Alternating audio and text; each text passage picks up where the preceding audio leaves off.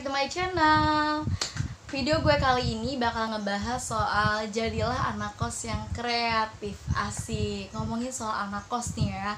Kan jadi anak kos itu ada yang enaknya, ada enggaknya. Kenapa sih? Karena gue pernah ngalamin jadi anak kos, guys. Terus juga kan jadi anak kos itu jauh pantauan dari orang tua.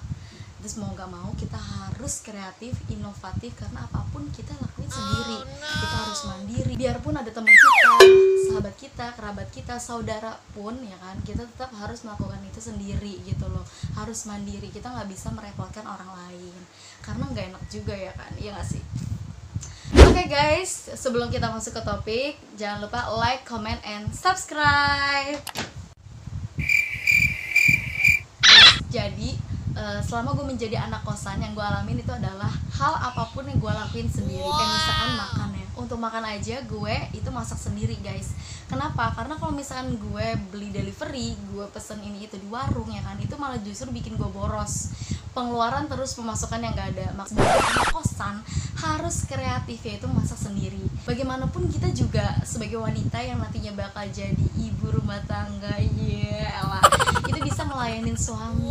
Terus juga kita harus pintar masak ya kan. Jadinya kita belajarlah dari anak kosan. Bukan belajarlah selama kita hidup di kosan kayak gitu, serba sendirian, harus mandiri kayak gitu guys ya. Udah mau kebelet nikah ya gue ya.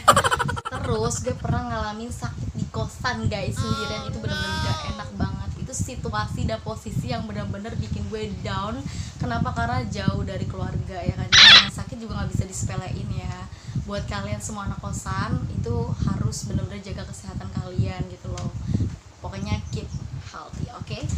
Dan situasi kayak gitu gue cuma bisa rebahan, pakai koyo, pusing kepala gue ya kan. Ya udah, yang gue rasain ya gue nikmatin kayak gitu. Bener-bener sumpah gak enak banget guys. Tapi menjadi anak kosan itu gak sedih-sedih banget. Kenapa? Karena masih banyak banget hal yang lebih positif dan lebih bermanfaat kita lakuin. Contohnya apa sih? Nah, kita bisa bikin prakarya gitu guys. Misalnya kain-kain atau bahan-bahan yang tidak terpakai, kita bisa buat masker dan kita bisa jualin. Karena dalam masa pandemi kayak gini, alat-alat kesehatan itu sangat dibutuhkan untuk kita semua, supaya kesehatan kita tetap terjaga, terhindar dari virus ya gitu. Dan di situ kita juga bisa membuka peluang bisnis. Atau kalian bisa menjual dari masak olahan kalian sendiri. Kalian bisa bikin apa, kalian jualin. Contoh dari gue sendiri di sini yaitu gue jual Risolbum ya. Jadi promosi ya. Jadi promosi. Jadi selama gue menjadi anak kosan itu gue jualan Risolbum ya. Kalian bisa cek IG-nya nih, Risolbum. Kenapa gue jualan? Karena itu bisa menambah pemasukan untuk gue sendiri, dan uangnya itu bisa gue tabung. Kalau misalnya kita ada peluang bisnis kayak gitu, kita kan jadinya ada pemasukan, dan dari pemasukan itu kita bisa tabung. Tetap aja kita nggak boleh benar-benar boros, kita harus tetap irit meskipun kita ada pemasukan setiap harinya dari penjualan kita.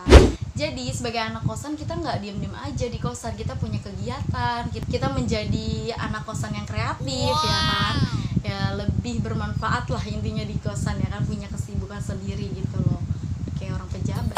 Intinya jadilah anak kos yang kreatif. Kalian bisa melakukan hal apapun yang kalian bisa kalian lakukan. Jadi kalian gak cuma berdiam diri aja, gak cuma ngarepin uang dari transferan orang tua aja, dan kalian juga gak monoton aja di kosan tuh kerjaannya cuman kayak diem, rebahan segala macam kayak gitu.